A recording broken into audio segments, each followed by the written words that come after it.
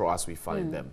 And the state of the trotro around us is so not good. Yeah. And you're wondering how DVLA is able to give them roadworthy certificates.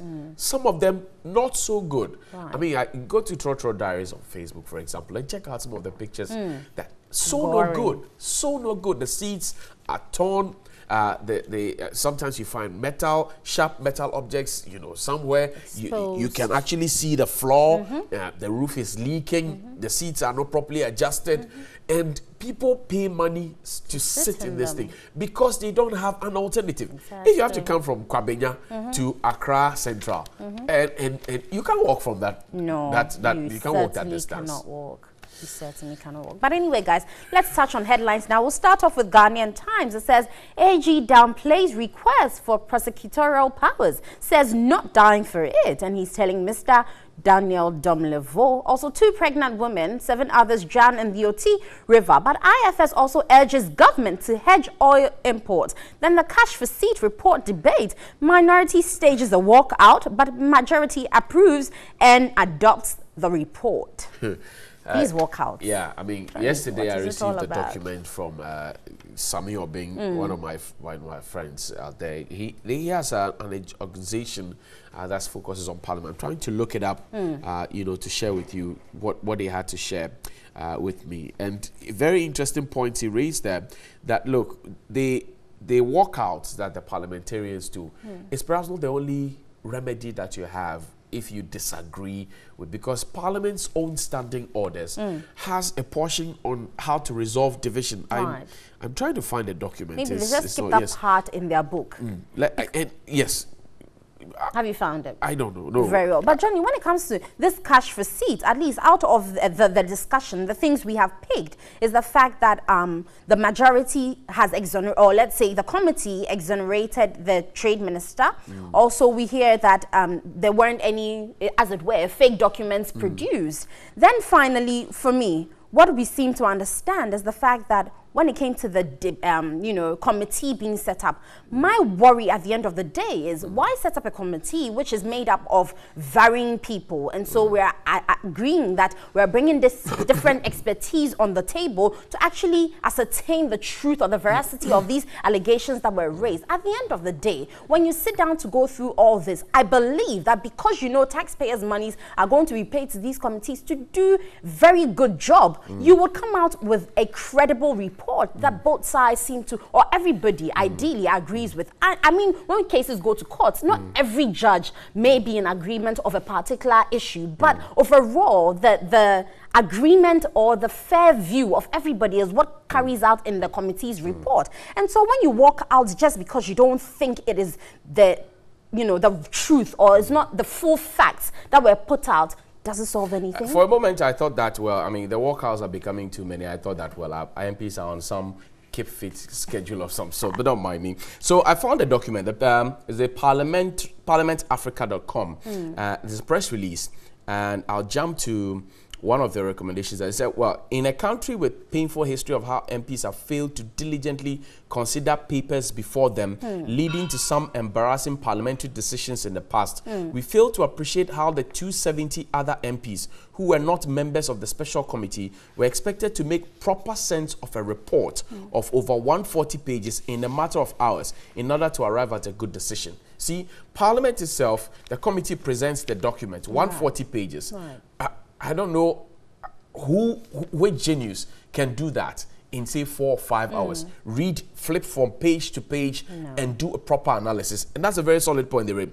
Then they come back and says, whereas the majority chief whip moved a motion for Order 81, which speaks about the length of notice required for the debate of a motion to be suspended, for which the Honorable Chairman of the Finance Committee seconded and House agreed to by the majority decision as per its powers under Order 3.1. We are minded to point out that Order 3.2 was not adhered to as a reason for the proposed suspension of Order 8.1, and it was not distinctly stated.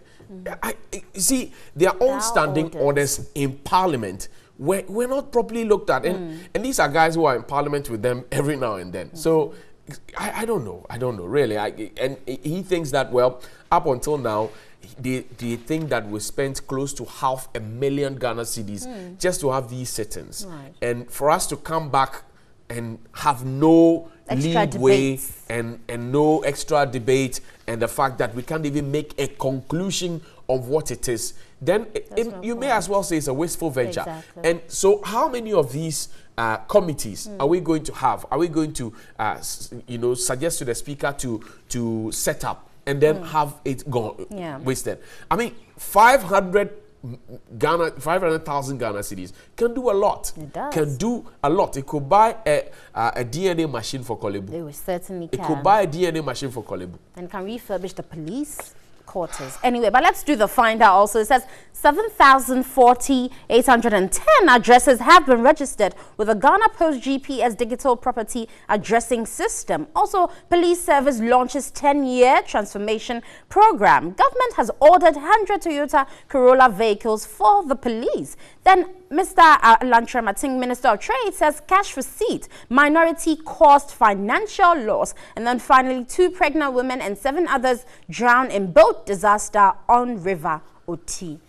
Unfortunate incident there. But there. you see the Ghana Post GPS, it came with a lot of hue and cry. It did. I remember that at the last State of the Nation address, the President said that by September of 2017, we're going to have that fully functional. Right. We're going to have the national ID system fully functional. And you know that the GPS will perhaps be a base for the national ID system, because you need to show your exact location and where you live, and so we can trace you by your biometrics. Now we're being told that 740,000 and maybe a little over is being done. So in a country of 28 million, you can't say you have 28 million houses. No. But this is about 4.5 million homes. Exactly. So we are not even up to 1 million. So obviously we're behind schedule.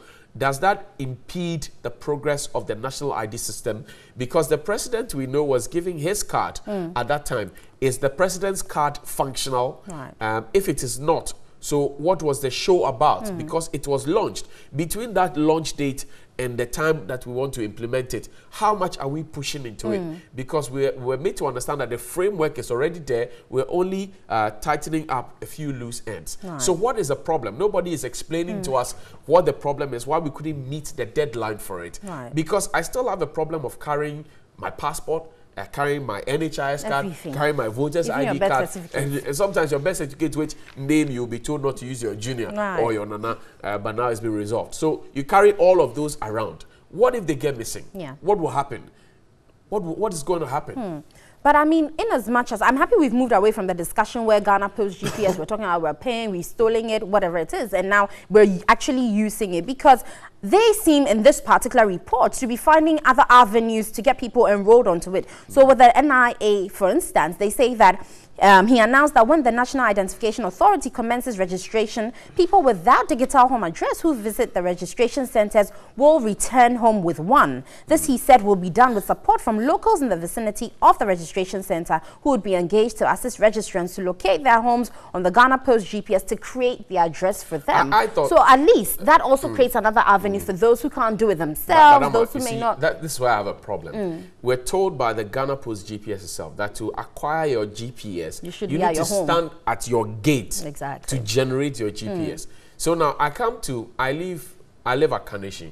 I leave Kaneshi, come to the Kaneshi post office. Maybe I live around the Bishop area. Then I come to the post office to want to generate my national GPS, pin. How do you know if I live exactly at number 23 or number 24, number 26? I pretty much hope they would follow you home and then do it there and complete the process. I believe. Are you sure? Because, Johnny, if they do it at the center, then it makes no sense. It means about 500 people who would report to that particular center will all end up having the same GPS. And that wouldn't make sense, because that's not even where they live. And you see, the essence of the GPS is to be able to easily locate people when we're finding them. We want the banks not to stop having non-performing loans, because now if you go to the bank to want to acquire a loan, they give you a sheet of paper to draw a map leading to your house. We want to avoid those things so the banks can go and actually get the people who come to take the loans. We want to link it to biometrics. See, there's a whole lot that comes to it, and there's no rocket science because it's been done elsewhere and the benefits are enormous. So we may perhaps take our time and do this properly. Because if I know you and I come and meet you at Achimota Registration Center, and then, they're able to connect us that, once you know Amma, then let's use Amma's connection for you. Amma, so you know him. How far does he live from you? Amma says, I think it's 20-25 meters. In the meantime, I live about 60 or 70 meters apart from you. You have generated a wrong address for me. And I doubt that we will have people follow each person to their homes. I doubt. How many people is the system going to employ to do this kind of work? Well, we hope they will. Because certainly for you and I, even on the other side where it's basic common sense, as it were, you wouldn't want to generate that pin in your office for the person. Amma, you need a smartphone to be able to generate your digit. So if you don't have a smartphone and I have a smartphone and you use mine, I mean, I don't know. Anyway, but fortunately, government seems to have purchased some vehicles for the police, and we hear this particular amount is coming from what they saved when they renegotiated the deal from, the previous government purchasing the vehicles for presidential staff. So we hope that's good news for the police, and it can get them around to do their work well. I think it's good news. I think that it's a step in the right direction in retooling the police, but I think that I've been worried about the culture of maintenance. I go through the Tesano, police depot where they have their shops. If you go there now, you find lots of police vehicles parked, not going anywhere. Lots of them. I dare anybody to challenge me. Lots of them parked. In 2001 or so, we had President Kufuor buy some Peugeots for the police. You remember? Yes. Then we had some Tundra. You remember? Then we had another set of vehicles before the Mahindra came. And you see, we always have the cars come to them, and it's not just the police. The cars come to them, and you find the cars in town, and then you don't find them in anymore. people's homes. And then they are gone, and then they ask for new ones. And it costs us a lot of money to do these things. If you buy a car, it takes you. I know people who've driven their cars for 10 years, even though the law says after 5-6 years, you need to let it go. But I know people who have driven their cars for 10-15 years, maintained it properly, and it's still working for them. If you sit in the cars, you think that they are new cars. So why can't we have the same maintenance culture? Sometimes you find a police 4x4 drive by, and you can hear squeaky sound, and you're wondering, what's happening? Why is nobody fixing it? Is there no director for technical services? Don't they have a workshop? Because I know that per their recruitment processes, they recruit people who have the specialty in fixing the vehicles. And if you're going to be employed as a driver in the police or any of the security services, you should have an idea of at least how to basic maintenance of your vehicles. So why would we have boats and oars loosened up and then we'll have the car squeaking? Why? They enjoy the sound. Why? What is that? So IGP, a very good morning to you. These cars cost us a lot of taxpayers' monies, and we expect that moving forward, our culture of maintenance will change. We can't continue doing some of these things. We buy, they get spoiled, then we come, pound in pound, we come and request. How can we continue like that? This is not fine. Wouldn't it be nice to have a ministry of maintenance? Because this problem runs across. We need a ministry of common sense. We don't need a ministry of maintenance. That's what the common sense God graciously gave to us, but we failed to seek it. So we must get a ministry to knock it into people's heads. To start, because you see, if we get a ministry of maintenance, I mean, we may then perhaps ask for a ministry of, okay, it's all right. No, but I mean, Johnny, the sentiments are the same all over. The maintenance culture in Ghana is just terrible. You've got structures that have been put up and it's just about painting it or changing one or two things, but we'll abandon that whole structure, set up a new one, which in 10 years again we'll abandon and keep moving. And that's why people would even build a structure like a school and lock it up and forget about it, because they don't care. They have money enough to build another one when the request comes. And so it even goes to our procurement systems. If we're really doing procurements well, you would we are taking records and documenting every structure that comes on Ghana soil. You know that because it was made with taxpayers' money or government's money, we have a right to be accountable for it. But we also probably don't hold them to it, because they put up a building, we all forget about it 10 years down the line, and we all go, oh, but this area needs a new school. Why don't we put up a school, forgetting that it was probably built already? You see why we don't need a ministry of, what do you call maintenance. it? Maintenance. Because we have had a National Procurement Authority. We now have a procurement ministry. We do. And yet we continue to have problems in our procurement. So, you see, it is not about the structure. It's about common sense. And sometimes the common sense doesn't come to play. Right. Because if it's your own business... Probably because of politics? I don't know, but if it's your own business, you don't run it like that. Yeah. If it's your own car, you don't run it like that. You can't have your own car go 3, 4, 5, 6 days without going to the workshop or without washing it.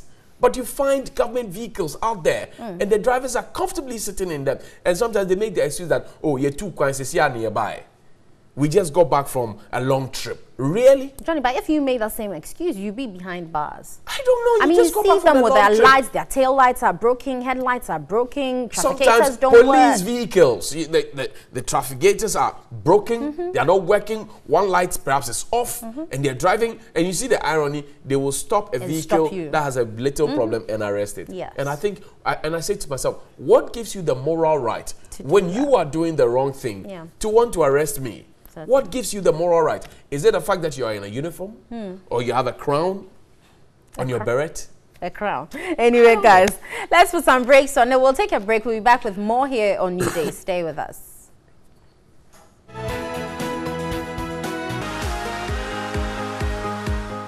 Hello, welcome to Daily Rant. Today, we'll be looking at unemployment.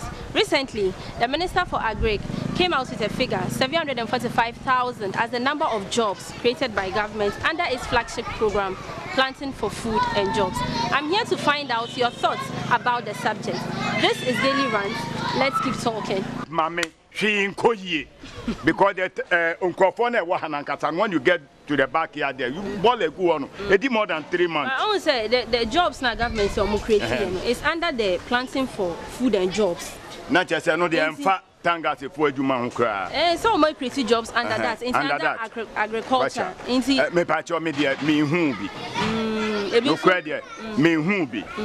And I mean, say I for be for that. And I mean, who say be Omudian or them. I don't know. No, let's face the fact. Yeah. You're on my back. And to see a creative job be. Now some passing a creative job. Now say 745,000 jobs. And I say you. Me pamucho. A baby about no creative job. For we the people. Yeah, you need Jumano. And you creative man. And to some passing were creating a binomatam. A Juman dia koshe them and then some ran to and so on. Mumma you. Okay. So why didn't as my friend is saying, it's very true. I also heard from the list that the government has created about 7,450 jobs, right? 745,000 jobs. Yeah. All right. But as you were saying, they said it's under the agriculture, planting for food. Well, I don't know what they mean by that, but actually, as we are here in Adabraka, we have our brothers and sisters are all around in this area. I've not seen any one of them who has been employed. Even some of them are being graduates. I have a brother here who's a graduate, completed university for last 2 years, and yet he's in the house, he's not doing any job. So if the government is saying they have created a kind of job, in fact, I don't know where the job is.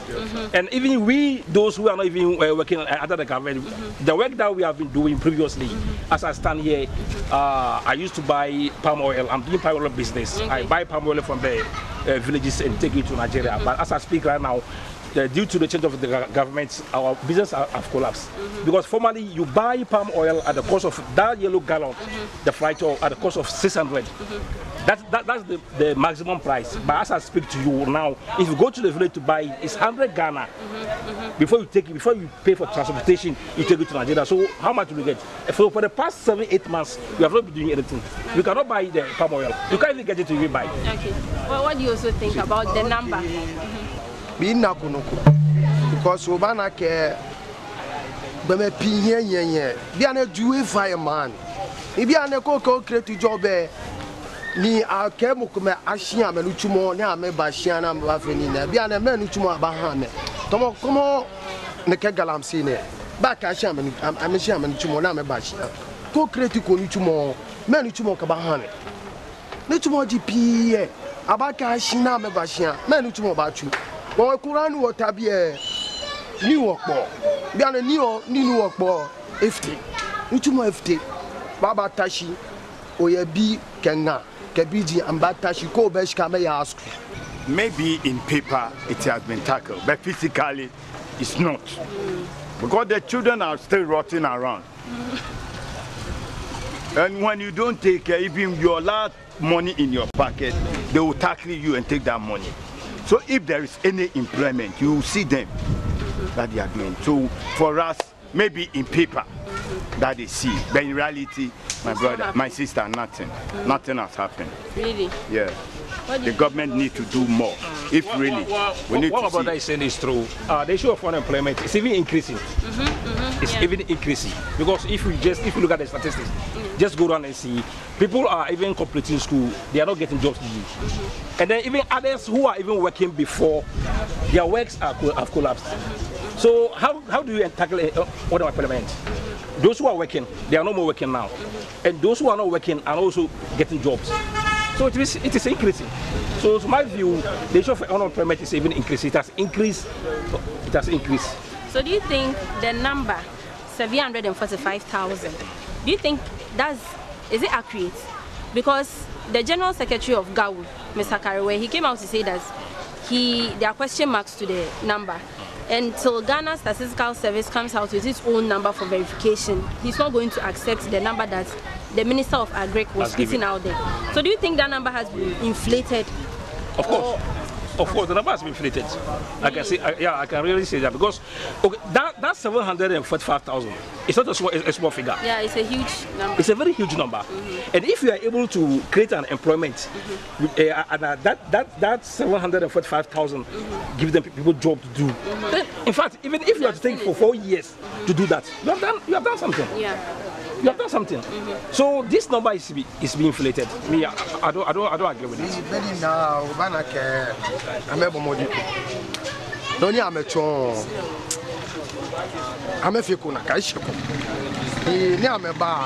Call back, it's a job almost 700 something thousand.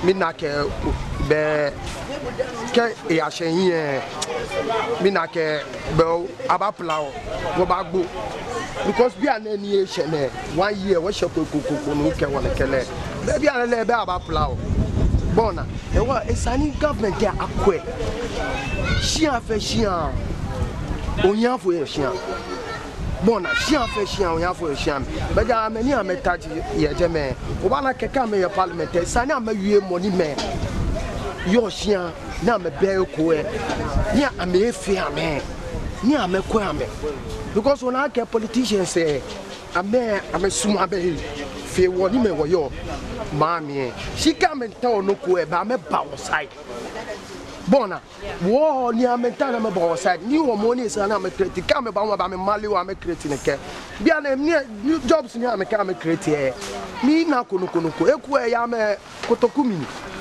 bona eku ya me kotokumi she esa na me kwa bona esa na me kwa ona. So there have been some institutions set by governments to actually check or put in check this unemployment situation, planting for job, food and jobs, nation builders call. All these things are things that governments have put in place to check unemployment. Do you think they are really doing their work? Are we seeing are we really seeing any? For me, I don't see anything. Maybe they are doing it in the villages. So what we will plead that the government will go back to the villages and then group those people and let us interview them. Let them see, we see them physically working. Okay. So that we can accept it that maybe true. Those 700 and what blood, they are in the villages working. In 2 years' time, they will come to feed us with those things that they front. If not, for now, I still stand on paperwork. Really? You still think it's all paperwork? And it's all paperwork. It's paperwork, of course. Really? It's all paperwork. So how do you think the issue of unemployment can be tackled head on? If you were president or if you were given the mandate, what do you think you would do differently to tackle unemployment? I'm a bag mini one factory, one district, one factory, canina, one district, one dam, alone. Anytime else and Nakani fair, Ibawa, she get Ibanya fair, Ibawa, Bona. Go banya fair, Bawa, she is an equa. Diana, when you show shops be Baba Fuye, Monima Pony, Obano Ani Bemaya, I'm a gem, oh, meaning a town. Bona, water on the oh, water on no one, or about 1 year can she work me baba ni na twa me lutumo e ko e ba wa bona e ba wa ni Kenya fe na ka no ba ni government there sometimes no ko e ba ba shi bona. If you look at the cost of unemployment, somebody can just go to school and at the end of the day he has finished the school but he come to the house, you know, find job. Meanwhile, he has done well. He has written his exams and then he has passed out his exams. He's having his certificates. Instead of him to be given some, well, even some of them even after service, national service. After he finishes national service, you not get work to do. So do you think entrepreneurship is the way to go? Creating your own business? Your own business. Okay. So that's the best because some of us, in fact, as I stand here, I've completed from 5. That was 1992 O level. Wow. Yeah, 1992. That's a long yeah, time. Since 1992 that I completed O level. Okay. And since then I'm self-employed. Okay. I'm doing my own business. And the business I've been doing, I've done so many business. And the issue of this business that I'm talking about, the oil palm business, it's a very good business. Okay. Do you understand? So if the government comes, if the government is able to put up measures in order to help us to expand this business, it would have helped us a lot because I can do and also employ some people. Okay. They can also work under me. If I'm able to employ 2 or 3, 4 people and work under me, don't you see? They're also doing your part. Yeah, they're also doing my part. Okay. What are your last words? You were saying something about corruption. Yeah. Corruption. Corruption. Corruption is still in the system. Yes. And when we want to tackle the corruption, we should start from our assembly, the district assembly. Okay. Because they are the people who have to let us know what is going on. You know, they are our mouthpiece. And they themselves are corrupt. So why do we vote for them? This is why, let me tell you the reason they come, when they come to power, they corrupt us. Because we the citizens follow them because we don't have job, we always collect money from them. So they know when they give us money, we'll vote for them, and after they will dump us to start doing whatever they will do to get that money that they give us to us. So for doing that, they will not think about the people in the community, the people that they come to head them. Sure. That is why the corruption can never stop. So clearly, the issue of unemployment will take a long while before we are able to tackle it. Unemployment and corruption from these views go hand in hand.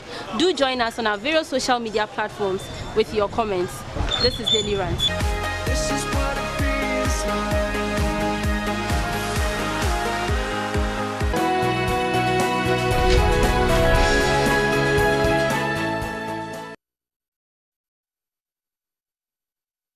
Front page of the Daily Heritage, which says IFS commends government over plans to hedge oil imports, and Ghanaians march over against fuel prices today.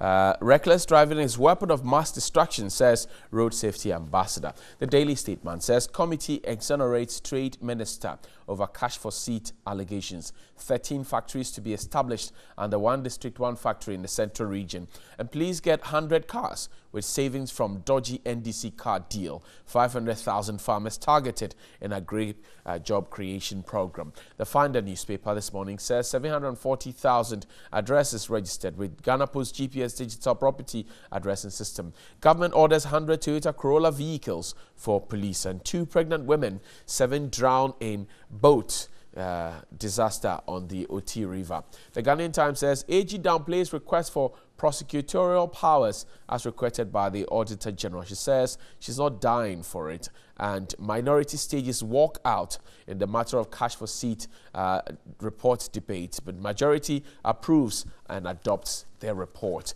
The Today newspaper says minority boycotts debate on cash for seat report. Government takes delivery of bulletproof cars. Horror at Wager. Pigs attack girl 4. The Daily Guide this morning reports that cash for seat claim bogus according to the committee, and minister declares war on robbers. No interpreter for Afoko's murder trial. Presidential cars arrive, 100 to go to police. Finally, on the front page of the Daily Graphic says local banks advised to merge to become big lenders, and president to deliver State of the Nation address tomorrow. That's Thursday. Cleared. There's a banner headline, committee exonerates ministry, others, but minority says views not incorporated. My guest this morning from the camp of the NPP, Pius Enam Hajide, is a Deputy Minister of Youth and Sports, has joined us. And we're expecting. Good morning, Chief. How are you doing? I'm fine, thank you, my brother. I like the firm handshake. It's, and we're expecting the Honorable Abdulaziz, Member of Parliament for Mion constituency, on behalf of the NDC. But first, let's begin the conversation today. Yesterday, the cash for seats debates went on in Parliament. The minority walked out. They said their views were not incorporated in what was presented. We do know that they have presented their side of the story, even though they sat at the table of 5. How does it play out to you, the thoughts that this was a wild goose chase and the fact that the ministry has been exonerated? How does all this play out to you? Well, my brother, let me first of all say a good morning to you and our cherished viewers, and please also allow me to say good morning to viewers, particularly in my constituencies, Ketu North in the Volta region, and the Sojaman in the Eastern region. I think that my personal position has been vindicated from the very, very start. I held the position that the NDC minority in Parliament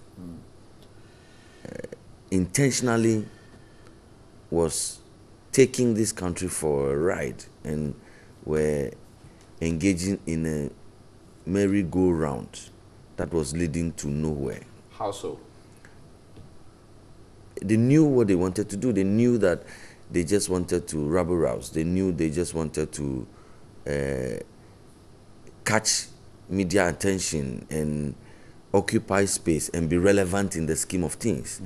And they thought that the way to do it is to cry wolf when clearly they themselves know that there was none. They were following the processes. And they were crying wolf when they themselves knew from the very beginning that there was none. And you see, you just said that, and I'll come to yesterday in Parliament, and I will speak about the embarrassment and disgrace that they have brought onto themselves and onto the process. You have said that they have a report or a minority report. I am not aware of that. How does that work? A Parliament sets a committee. My understanding is that there is a process that leads to tabling a report before the House. And there is no such thing as a majority report or a minority report. So how did it happen that in the NDC's case, they have a minority report? And where did they lay it? They laid it on social media. They laid it using propaganda vehicles, NDC newspapers and news outlets. That is not how Parliament functions. If a committee of Parliament is sitting and considering a motion, at the time of writing a report, everybody sits around the table and everybody makes his inputs, and the clerks and rapporteurs to the committee capture that. So what you needed to do was to sit around the table and make your inputs for the clerk and the rapporteur and co to capture it. They were there, but now, they say their views were not captured. They were not there. The leader, a member of the group, Honorable James Aveji, left the jurisdiction. He had traveled. The NDC called for that committee. What we watched on TV had them on the committee. No, they were on the committee. They saw the public hearings. They were there. They asked questions, but the committee went into session to write their report. At that point, one of the members of the committee, Honorable James Aveji, who is a deputy minority leader, left. He was out of the country. You called for the committee at great cost to the state. Then they left. Honorable Dominic Ayeni, after several attempts, all kinds of excuses. Oh, my computer is crashed and I lost my evidence, the records that I kept during the sitting. And then another time, my telephone went off, low battery, and my prepaid got finished in my house. These are facts that you are stating. Yes, and here, last night he was here and he did concede to those and saying that he was explaining his frustrations to the chairman. Now they have become issues. They have become issues because they deliberately kept kept away from the committee sittings to write the report because they knew already. They had prepared what they were calling a minority report, and they knew that they were going to do this. You understand? So yesterday, we went to Parliament. The document was laid before Parliament on Friday last week. Okay? And then yesterday, Tuesday, even before yesterday, I wanted to go to Parliament yesterday because I was interested in the debate. So I knew this matter was going to come up. All the members of Parliament knew this matter was going to come up. Right. I couldn't go. Something else came up. But the point I'm making is that this matter was laid, the report was laid on Friday. Yesterday, we went to Parliament. It was on the order paper that Parliament was going to debate the report as was laid. Now, the NDC gets up to say that, well, we received the report late, and I'll come to that. The institutions of Parliament and institutions of state must work. I have a problem as to how come the printer's office in Parliament delayed that much in printing such a report. It was laid on Friday. I think they could have worked over the weekend, and on Saturday, on Sunday, and print these things. So the minority will be justified if they say I'm that coming to that. They didn't get it. No in problem. good time. No problem. That's what they claim. But you know, immediately after saying that, whilst the debate was going on in Parliament, the same report that the NDC says they are not able to speak to because it was quite voluminous and they didn't have time to read, they were speaking to the media on the same report and they were discussing the report. In fact, in Parliament, the minority leader said that they had looked through the and that the auditor general, controller and accountant general was invited to the committee, and the controller, in his view, the controller and accountant general made a fundamental comment which he believes should have been captured in the report. Right. I'm saying that even on the floor, before they walked out, the minority leader said that the whole 140-something page document, that statement of the Controller and Accountant General was not captured. So I ask, if you claim that you haven't read the report at the time, and that was the reason why you were walking out of Parliament, how are you able to say on authority that what the gentleman said before the committee was not captured in the report? Are you following the narrative? Yes. He said it before the speaker, before they walked out, that he believes that it was nowhere in the report what evidence the gentleman came to give before the committee. But you had just said that you didn't have time to read the report. How are you able to say that statement is not in the report? So you think they are being untruthful? I'm saying to you that this had been planned. Look, look at the gentleman who started this thing. Honorable Mubarak Muntaka. Originally, my brother Samuel Okujoto Ablakwa started talking to the media about this, right, and alleging that corruption had occurred. People were compelled and they were levied and they paid. Okay? Is it not curious that Honorable Muntaka Mubarak would take Honorable Okujoto Ablakwa's word seriously? Were we not in this country when the same gentleman accused Honorable Muntaka of sharing bribe money, and Honorable Muntaka vehemently denied? So for me, it is. Are you questioning the credibility? No, I'm saying that I'm questioning. I'm saying to you that I'm trying to establish to you that this is a huge drama that is unfolding before us. It is planned. It is preconceived. They know what they are doing. Otherwise, any person would have said, "Hey, hold on. This is a gentleman who lied about me.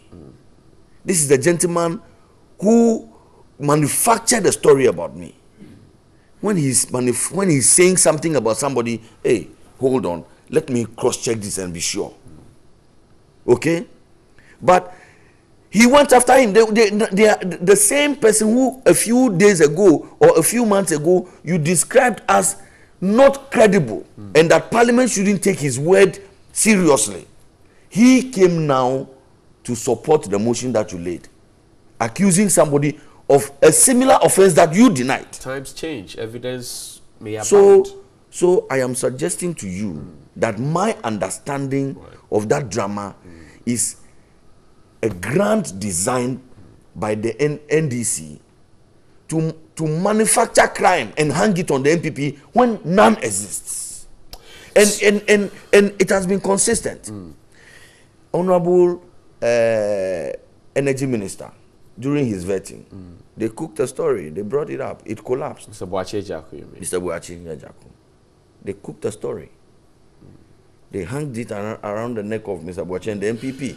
They wanted to give the dog a bad name and hang it. It collapsed. So what happens? What should happen to if Parliament is exonerated? This is the second time, rightly associated. In March earlier in 2017, a similar allegation was leveled. The committee of 5 cleared it. It was a bipartisan committee, and another thing is happening. Considering the cost effect that the nation has to bear, and we don't know how much though, but what must happen to people who raise such red flags that lead us nowhere? Well, I am getting increasingly worried about the quality of opposition that we are getting. I am getting increasingly worried. And not only I, even members of the NDC in Parliament, such huge figures like their former leader, the former leader of the NDC in Parliament, Alban Babin, has also said that he is getting worried about the pettiness and bitterness of the NDC. A few days ago, the NDC was up in arms again. The NDC minority was up in arms again. This time, it was about security personnel that had been deployed at Parliament. The leader, the NDC leader, and we are talking of none other than Honorable Alban Sumani Babi, arguably one of the most experienced legislators in the country at this time, especially on the side of the NDC. He has had to advise his colleagues to get serious and elevate discourse and work in Parliament. Beyond the advice, what can we do? Like I'm saying, I am getting increasingly worried. Okay, I am getting worried. And yesterday, a few comments were made. I am told that the Millennium Excellence Foundation feels quite scandalized and criminalized by comments made by some members of the NDC on the committee. I think that these matters should be referred to the Privileges Committee. I have also been told that yesterday, the Minister for Trade and Industry also made an allegation of falsification of documents by NDC members on the committee. I think that those matters ought to be investigated. The NDC cannot take the people of Ghana and the sovereign parliament of Ghana for granted. It cannot continue this way. It cannot continue this way. And you see, again, I have to appeal to the media to stop giving space to search, for want of better expression, for such waste of time. Out of the myriad of challenges confronting Ghanaians, my brother, you think that what the good people of Ghana want to discuss today is this journey to nowhere? When allegations we are wasting come up, time. They must be discussed, and so we find an end. If we don't solve the issues, how do we? But when it is becoming, is it not interesting though that in two times in a row you would have such allegations made? It's important that we start looking at it. Well, but I'm saying to you, to every rumor there may be an iota of truth. You see, I'm saying that it is not for anything that, in most cases, people will insist that let us even establish a prima facie before we proceed, because there has been the admission that people can be mischievous. Okay, they just want to create confusion in the system. They just want to catch attention. Okay, so we are here today. I am sure they are scheming something else, looking around, and then tomorrow they put something up. If these things were even happening without cost to the state, I would not have been too worried. Do we know how much it costs? I expect that you tell me some of these things, because my understanding is that even if it is 1,000 cedis that is given to every member of parliament, I'm not even talking about the clerks and the workers, recalling parliament to come back, because when you recall parliament, you have to incur some cost. They have to they have gone to their constituencies. You are asking them to come back. They have to fill their cars. They have to come. Let us assume that it is even 1,000. I suspect that it will be more than that, but I don't know for a fact. So I'm saying that let us assume that it was even 1,000. We have 275 members of parliament. Do the arithmetic and see. Okay? Once the NDC knew that this was not a matter of emergency, and that in a few days parliament was going to reconvene anyways, and so waiting for even 2 more days, 3 more days, even 1 week, when parliament is in session, okay, this matter could still be discussed. I'm not saying they don't have the right to recall parliament. I'm not saying that. They do have the right. Parliament has been recalled before, so I'm not saying that parliament cannot be recalled, but you have to do a cost-benefit analysis to this state before you take action. That is when people will see that this or this group, they sincerely and genuinely are interested in development of this country. I am convinced in my mind that, look, they knew what they were doing. They just want to waste the taxpayers' money. Okay. When they are recalled, they will be paid allowances. They were interested in allowances. They will take it. Okay, that is a minus. There's no, that kind of money is no longer available to spend. So to spend on building schools, on building roads, on building hospitals. They don't want schools and roads and hospitals to be built. That's not a fair thing to say. Well, but if that money was available, I'm suggesting to you that it would have been used to build schools. But you see, they were following the process as enshrined in our books. I'm saying that I have no qualms with that. Okay, but even the good book says that we have permission or we have allowance to use everything, but it is not everything that we should use. Even the good book admonishes us in that manner. So I'm saying that it may be on the books that you can recall parliament, but I believe that in the minds of the drawers of the constitution, they envisage that opportunity to be used in emergency situations, not abused capriciously like we have seen.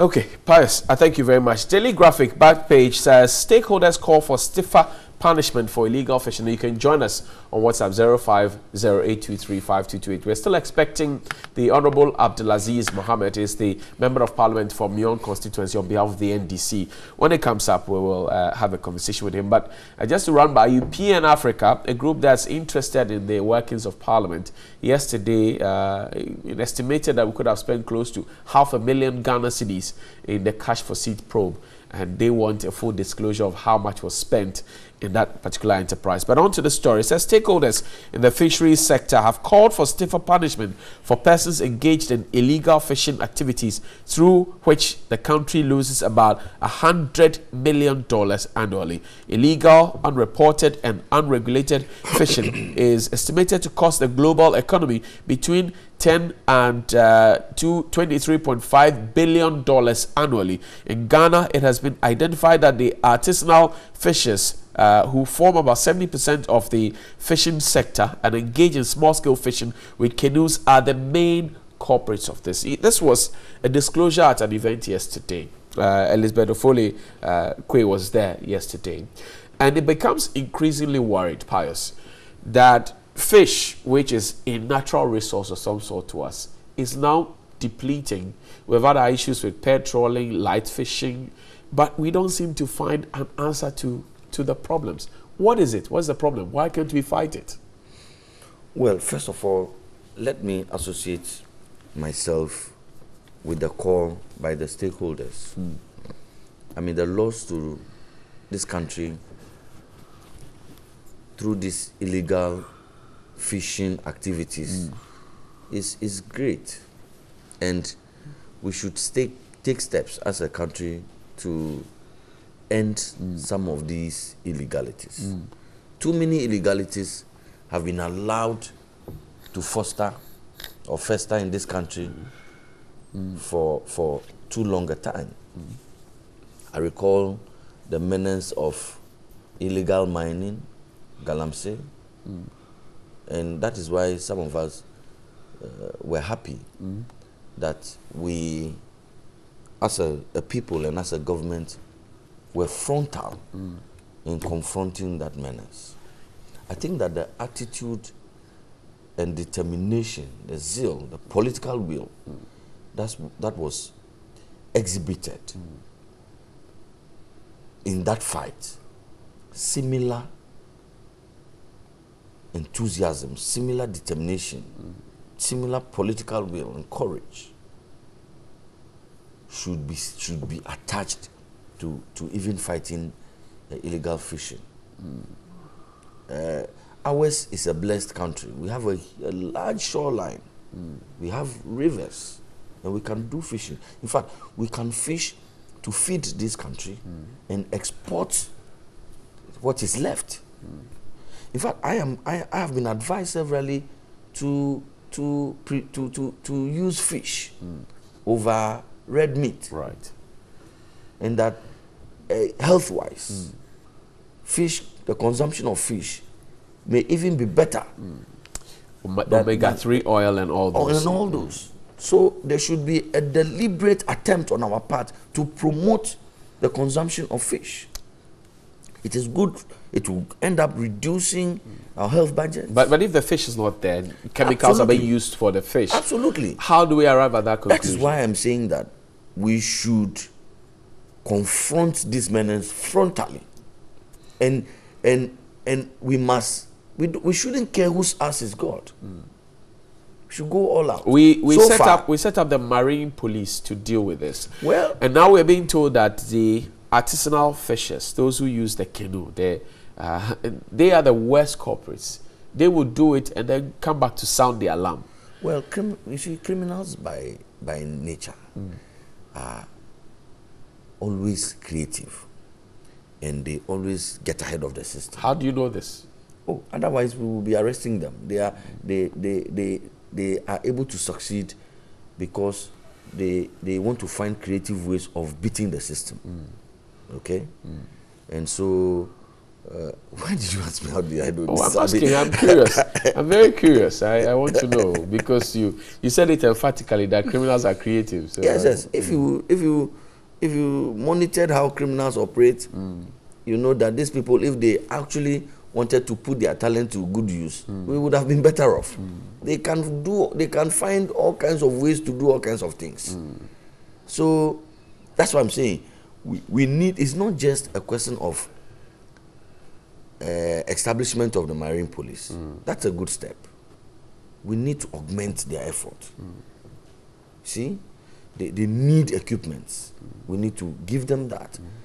We need to, again, even education. Some of our fisher folk just do not appreciate what we are talking about.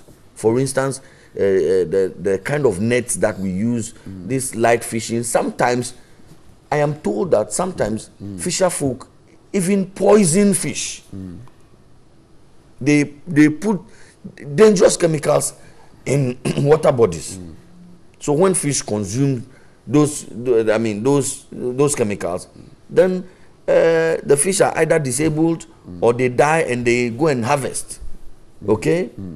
They sometimes we are told that they argue that no, because this one is small poison, if you cook it, the poison will go. So sometimes it is even lack of knowledge, ignorance. So education must also be increased. But I am with you and with all the stakeholders who were at yesterday's function, and I believe that we should be looking for stiffer punishment. We should make some people scapegoats. We should arrest some people and severely punish them to serve as deterrent for others who may be interested in doing things like this. They are harming not only the economy, they are actually killing people. If you go and poison fish for people to buy and eat, you may not just be you are not just killing the economy and so on and so forth. You are actually harming human beings, maybe even killing people. Let's move on. But one of our viewers is raising a few questions about an assertion you made to Dr. Dominic Aine. He says that, well, Doctor clearly dismissed the frivolous assertions that his phone was off, his battery was low, his computer had crashed, and that he was on the same show with the committee chairman. I watched it. And that he only had a meeting on Tuesday, which is why he could not attend. And he called the clerk to inquire about the report, whether it was ready or not, and that he requested for extra time to have a bite at the compilation of the report. That's factually incorrect. Luckily for us, I watched the show myself yesterday, and I thought that the gentleman had an opportunity to speak directly to the allegation. What he said was that, oh, this man is my friend. I have known him since 1990 or 1995. We were in law school together, and I had frustrations, and I spoke to him about the frustrations. Now these frustrations are being used as excuses. For me, a tacit admission that what he calls frustrations, and we are calling excuses, okay, were actually made. So breach of confidence. I'm not sure. You would say? Well, but I mean, we had to tell the truth. Was it breach of confidence? No, the chairman and members of the committee who are members of parliament are under obligation to tell us the truth. It was not a question of confidence. You told the chairman that your laptop crashed. You told him that your prepaid is finished. You don't have light in your house. But you told him that your battery was low. Do you also recognize the fact that he called the clerk to inquire about the compilation of a report, and he sought audience to have his bit included in the last I'm saying minute? that you don't go and type your minority report and say that add it to the report to what we have done. That is not how parliamentary reports are compiled. What is the best practice? The best practice, I am told, is that you sit down. I'm sure you would have been taking notes. So when they are compiling a report, the clerk and rapporteurs and members of the clerk and rapporteurs, they are taking notes. So chairman says this, it will be noted as such. One other member says this, it will be noted as such, and so on. That's how they go on. And when it matters, they will come to a consensus and say, no, I mean, this matter was not said before the committee. Somebody will insist it was said. Even if that happens, it will be stated in the report that this man insists that this was said, and this one says that was. That is my understanding of how the committee works. The committee does not split into two at the point of writing a report, for the majority to write their report and the minority to write the report and put the two reports together. Is that what happened? That's what Mr. Yanni sought to do. He went somewhere, only God knows where, to write a report. If somebody has a vista on, say, a Tuesday in the run-up to the compilation of the report, it doesn't mean that he absconded and left. Abscond is your word. The point is that, or he left his duty post. Well, it doesn't suggest same. I'm saying that you don't write your report and then say, okay, this is our report. Add it to the majority report. You don't split the committee. Do we know if that happened for a fact? Well, we have seen their report. We have seen their report. They have titled it what they claim is their report that they have shared on social media and all that. They have written a comprehensive report from introduction to conclusion. Okay? And that's a separate report, the minority edition. And they bring it and say, add it to the majority edition. It doesn't work that way. But you know why? They knew from the very beginning that what they set out to do was an exercise in futility. You keep going back to that point. You must have a strong conviction and information that was what actually. Look, if you doubt me, let's give ourselves a few months. You will see what other frivolous exercise the NDC will spring up on Ghanaians again. It is a deliberate, calculated attempt. It is something they have planned to do. They think that is how to win elections. Okay? Maybe when we spoke about corruption, maybe he was working. Dr. Aine was working in tandem with the standing orders of Parliament somewhere, which says that you may have a right to generate a draft report. Exactly, but it is the chairmen that will be given prominence. Even that is at the discretion of the chairman and members of the committee. I'm saying that you can, just like the chairman did, he drafted a report. Okay, those are all draft reports. Okay, so you notice that the chairman had about a 17-page document. Right. Okay, but at the end of the day, it turned out to be how many pages? 147. So it is not what the chairman presented as a draft report. That was not what was presented. In fact, my understanding was that what the chairman sought to do was to set out the issues for consideration and the presentation style. Okay? How they were going. That's what chairmen do. You will set out issues for discussion at any meeting or at any event to write such a report. You set out how the thing should happen. Okay? And then you want to share that with members of the committee, and that was done. Okay. If Mr. Ayeni had or Dr. Honorable Dr. Dominic Ayeni, okay, an astute lawyer, if he and who understands the process clearly, very well, I guess, because he was former Deputy Attorney General. So I have no doubt that he has a clear understanding of the process. Okay, that is why I am suspecting mischief, because the caliber of individual we are talking about cannot say he doesn't know. Can we say genuinely that he had genuine issues, which is why he was asking for, even in the court, even in the Supreme, you mean that his light actually went off? Oh no, that he had a visitor, for example. I mean, genuine. Even in the Supreme Court, you can go and ask for leave and say, like, look, I expected this to happen this way, but it didn't. I mean, can we cut him some slack? If you, well, we are. Let us cut him. Let us cut the whole NDC minority some slack. Let's forget about this matter. Let's move on. Let's cut them some slack. Anyway, so presidential cars arrive. We're told that the specialized vehicles, some bulletproof, ordered by the then President John Mahama at the tail end of the National Democratic Congress's administration on January 3, 2017, have arrived. This according to the Daily Guide, page 3. And it says the acquisition of the vehicles, which sparked heated political debate during the transition early 2017, reportedly arrived via air cargo. And Daily Guide understands that they included Mercedes-Benz S600, BMW, and Toyota Land Cruiser. So 43 versus 34. That's it.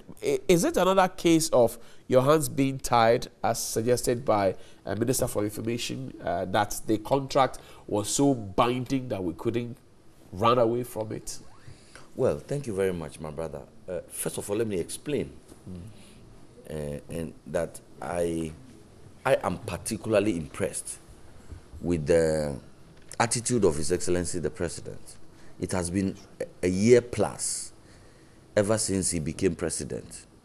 And within this year, His Excellency the President has resorted to the use of old vehicles, sometimes personal vehicles, okay, his own vehicles, I mean. And even for us who are appointees of government, maybe we should allow our brother to settle in first. Enjoy. Let's go on. Because it's quite disruptive. Even for you who are appointees of government. Well, let me welcome my brother. He's joining us now. Thank you. So for us who are even appointees of government, we have had to continue to use old vehicle and all that, especially His Excellency the President himself. I just said to you for over a year. So no new vehicles have been bought? So new vehicles have been bought? Well, I'm not aware of. No, you are not aware of it? We have not bought any new vehicles. We are using old vehicles. In fact, there have been instances where my vehicle has broken down. I've had to take taxi in the middle of my journey, and so on and so forth. And I know same for other appointees and other ministers. There's no maintenance plan, so, which is why the vehicles they were old rickety vehicles we inherited. But let's go beyond that. So I'm saying that you have a government, you inherit both assets and liabilities. There was a contract that was signed by the previous government. Some of us were worried about the time that such agreements were made. Just a few days before you exited power, in January of 2017, when you knew that in a matter of a week or less, another government was going to be installed. We thought that one needed to have been careful about signing of some of these contracts. Nonetheless, it was done. It is binding on us as a state, very much similar to the Gitmo situation. Okay, your hands are tied behind you. You have a contract that is binding on you. Now, of course, we have the option. We have weighed the options as a government, and we thought that an outright cancellation was also going to be costly to the state. We sought to renegotiate the deal. We thought that it could have been better negotiated to meet the best interest of, or the better interest of Ghanaians, and so that was done. The numbers were reduced from about 43 to about 34 vehicles, and then some trade-off was done. Instead of maybe BMWs and Land Cruisers for use of His Excellency the President and his entourage and the presidency, Toyota Corolla vehicles, 100 of them, was procured for use by the police. And if you even gave those vehicles to regions, it meant that every region for now was going to receive 10 vehicles. And that is, for me, a good attempt at retooling the police. If you go to a lot of our police stations today, you are told that you go and find vehicles so that we go and effect an arrest. I'm a complainant. I have come to the police. The police does not have vehicles. And under the leadership of His Excellency Nana Addo Dankwa Akufo-Addo, he thinks that we can better serve this country when we cut down on the number of VIP vehicles, which of course is a necessity, okay? I mean, we cannot compromise on the security of His Excellency the President, but I think that one, savings have been made. The figure, the amount that should have been paid was reduced. Over $9 million was originally supposed to be the price. Right. Even after... I'm interested that there was a cut, but quickly talk about the maintenance culture, because 100 vehicles has been given to the police, but we're being joined by the Honorable Mohammed Abdulaziz, is the MP for Mion. He's here on behalf of the NDC. Honorable, welcome. Thank you. Happy New Year to you. How are you doing? I'm good. I'll give you a bite on some issues, the cash for seats particularly, because a few questions have been raised that you need to respond to. But Pius, wrap up for me on this particular one in respect to maintenance culture. We provide vehicles every now and then. You are talking about rickety vehicles that were handed down to you. I'm wondering why the vehicles are 5 years old and they have not been auctioned already as per our dictates. But tell me, maintenance culture, where do we go from here? Well, we have had cause. His Excellency the President and his ministers have had cause to bemoan the state of disrepair of not just vehicles, but sometimes even buildings and infrastructure. The stadium, for instance, was left to rot, and so on and so forth. So our maintenance culture as a people, right, and as a government is quite problematic, and we need to do something about it. These vehicles that have been given to the police, I think that the police should be asked to develop a maintenance manual, and even a maintenance schedule, and they should be supervised, and so that these vehicles can last longer. So yes, without doubt, there has to be a maintenance culture and a plan to maintain these vehicles. We cannot continue buying vehicles and running them down just because they are state vehicles and so on and so on. Thank you very much. I agree with you entirely, but I am quite confident that change has come and things will be done differently. Yesterday, the police outdoored a new vision and so on and so forth. They want to be the best police force. The Ghana police wants to be the best police force in Africa and to be amongst the best 10 in the world. So the issue of having an investigator leave somebody behind bars when he is requested for people to come for bail, it is unpardonable. Will not come up. Anyway, those are unpardonable. It happened in Adenta. You heard about it. For a nursing mother to be put behind bars, and when the baby has to breastfeed, they bring the baby. Nobody has been punished. You see, somebody has that matter has to be brought to the attention of somebody. The matter was brought to the attention of the authorities yesterday, and so to say 5 days. And to say that nobody has been punished, nobody. But you see, processes. Who has been punished? That's what I'm saying. That, for instance, you just heard about this matter yesterday. I heard about it yesterday. I heard about it on Saturday. Well, I heard about it yesterday, and I had senior police officers comment on the matter and saying that it was just brought to their attention. If you are the police headquarters or you are the regional command, if something is happening at Adenta, if nobody reports it to you, you may not know. With all the noise on social media, the police is active on social media. Well, I am active on social media, but I heard it yesterday. Every now and then. Anyway, Mo, welcome. So let's talk about the cars first, then we can talk about cash for seats. The NPP says their hands are tied one more time, and that's with just 4 days to go, or maybe 3 days to go. President Mahama approved this contract to have these vehicles bought to replenish the depleting presidential fleet. And in fact, your party has not denied same, unless you have a contrary view. But let's look at the cost that comes to us in respect of this and where we're going from here. Your thoughts? Good morning to you, Johnny, and good morning to my colleague panelists, and good morning to our viewers. Let me start by apologizing to our viewers for coming in late.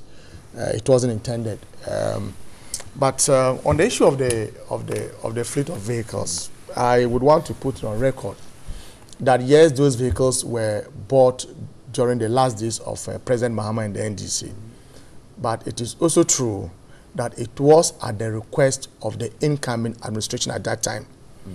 Personally, knowing the NPP, at what forum? At the transition table? Exactly. But how come it was not captured? How come it was not captured in the former government appointees who were at the presidency have made that public. Nobody has spoken to it in a contrary manner. Nobody has denied that. But let me also be quick to add that on a personal note, knowing the MPP for who they are, if that request was made to me as a person in the previous regime, I would not have gone ahead to do the pitches. I am curious. Because today, I'm curious. Yes. That 4 days or 3 days to go for a government, for a new government to be sworn in. I mean, after 7th or even on the 7th, the president could have signed off.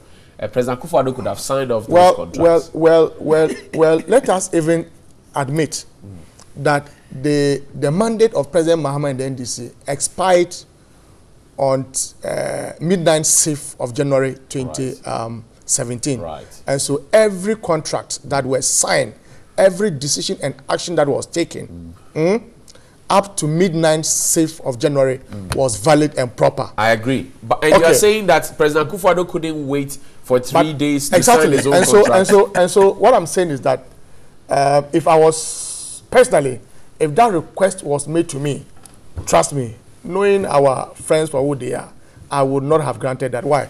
They could have come in to do their own purchase. Today, they are denying making that request. They are denying making that request. But we've gone past that stage. I remember when the story broke out, the Minister for Information I'm curious, who made the request? Was President Akufo-Addo who made the request to President Mahama? The public communications we've had is the fact that the incoming administration at that time, names of individuals were not mentioned. By who? Well, I'm telling you what has been communicated to all of us. You and I know. No, come on. You and I know. For instance, if you ask me who signed onto the contract to buy those vehicles. Chief of Staff. Oh, come on. It is clear that it was the exiting administration that did. Right. People who served in that administration have told us publicly that it was at the request of the incoming administration. I am quick to tell you that on a personal note, I thought that that request should not have been granted. After all, they had only a few days to come into power, and so they could have done that after assuming power. Mohammed, I'm curious because if a document is signed and such a huge agreement is reached, yes, silently or whatever it is, with such huge financial implications, how come it was not captured in the transition document? Myself and you have no evidence that these things were not captured in the transitional document. So are you suggesting that it is? No, I'm saying we don't have evidence. I'm not saying it is there, but I don't want us to proceed in a manner that would suggest that there was no any paper documentation of any sort to that effect. They are just speculations, aren't they? Exactly, and that's why I'm saying that whether it is true or not. Are you playing on speculations now? Well, you and I know that I didn't serve in the last administration. And so I wasn't at the presidency. We are all speaking to public communications. Okay. But I'm very quick to add that on a personal note... Public communications ascribed to who? That's the... I have listened to Dr. Apak, who was at the presidency, say clearly that it was at the request of the incoming administration. Nobody, unless my brother this morning wants to deny that, I have not heard anybody from this current administration deny that they did not make that request. But what I'm telling you is that if I was in the position to take that decision, you would have granted at the request of the incoming administration, I would not have done that, knowing them for who they are. 43-34, that's what we're told. That yes, and so that is where the hypocrisy comes in. The initial sense we got, in fact, what we were told by the Minister for Information was that they were not going to take those vehicles, that they were not going to buy vehicles, and that they were contemplating just abrogating the entire contract. Today, they have taken 34. In fact, I remember Mustafa Hamid, the Minister for Information at that time, indicating that they would only accept those vehicles if the procurement was done, in compliance with law, and that they had nothing to lose not taking those vehicles. Today, those vehicles have been accepted. It goes to confirm that nothing went wrong, that they have gone through the procedure. They said their hands were tied. How? If 43 vehicles were ordered, now you are taking 34 and some 100 Toyota Corolla saloon cars. What it means is that you have varied the terms of the agreement. You have varied the terms of the contract. How do you tell me your hands are tied when you have varied the terms of the contract? And let me tell you why. From $9.1 million US to $8.8 million US, saving an amount of $300,000 US. We must also be curious to know that we have sacrificed 9 cross-country vehicles with all the security features for 100 Toyota Corolla vehicles. We must be able to walk through the numbers to know the price of each of them in the open market. What do you know? As to no, come on, I don't deal in vehicles. We must, you see, we just don't say that we have saved this country some amount of money when we don't really know the cost of one Toyota Corolla. It is possible that through, no, come on. Why, I'm not in government, you guys are in government. It is possible that out of these amendments that they have done, they could have made some money even out of that. When you tell me that you have sacrificed about 10 cross-country vehicles for 100 Toyota Corollas, why? The prices are not the same. Perhaps one cross-country vehicle maybe can buy you some 20 Toyota Corollas. Who knows? And so they should be able to walk us through the numbers. They are in government today. Is this a good deal of reduction of 43 to 34 cross-country vehicles and adding 100 for the police? Is it a good deal? Well, that is a decision taken by government. I cannot challenge that. Is it a good deal for you as a Ghanaian, as a member of parliament? Is it a good deal? It's not a bad deal. Okay. It's not a bad deal. Is it a good deal? It's not a bad deal. You have not answered my question. Is it a good deal? But you see, we are bad and good. After this, it's not a bad deal. Semantics. It cannot be in the middle. So it's a good deal. It's a good deal. But I want us to be walked through the numbers for us to be sure whether this country has been shortchanged in they amending the terms of the contract. Right. But it only vindicates the NDC and President Mahama that the procurement of these vehicles were taken through due process, that procurement laws were respected, because Mustafa Hamid told us that the only condition under which they were going to accept those vehicles was that if the contract was signed in compliance with the procurement law. Today they have accepted those vehicles, and so we have been vindicated that all the allegations that were leveled against us of having shortchanged the people of this country is not true. Okay, after all. let's not know, Pius. You had your bite. I mean, you had why? I was not here. I was not here. You had it. Please note it. Please note your point. I was not here. You had first day. But it was your decision to let's talk about cash for CEO Pius. To be fair, I've given you a lot of time. Yeah, because he wasn't here. Yes. So, but let's talk. So you don't feast on that. So yesterday the cash for seats report was laid. Your party walked out, but interestingly, there's a group called the PN Africa is a group that has interest in the parliamentary affairs, and they've written a press release, a copy of which I have. They said the minority in parliament should also not take us for granted by wanting to suggest that the only way that they can protest a procedural matter is through staging a walkout. What happened to their rights in under Order 114, which clearly provides for procedure on divisions? So there's Order 114 for you. Good that you have your standing orders here. Share with us what the details are in Order 114, perhaps to educate us if walking out is the only option that's available to you. Well, it is interesting that civil society are developing interest in parliamentary work. Let me say that the cash for seat probe that was done, you are aware, was at the instance of the Speaker of Parliament. We thought that what happened was wrong. There were ethical issues with it. There were some extortion of monies from that. In fact, there were breaches of law. And so what we did as a minority was to request the Speaker to summon Parliament. We are aware of the history, and for Parliament to that there was extortion. Exactly, for Parliament to constitute some committee of a sort. An ad hoc committee was put in place. They did their hearings in public. Some witnesses were heard in camera. It was a 5-member committee led by the chief whip of the majority side. It is also instructive to note that on the committee we had 3 members from the majority side and 2 members from the minority side, reflecting our numbers in the chamber. Right. Well, what actually happened? Which is the right procedure? Which is the right procedure?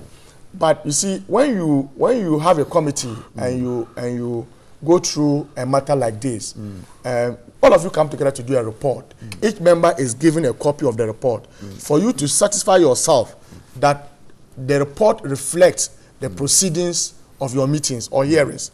But it was very, very curious and worrying that the report was only kept to the chairman of the committee, who happens to be the chief whip of the majority.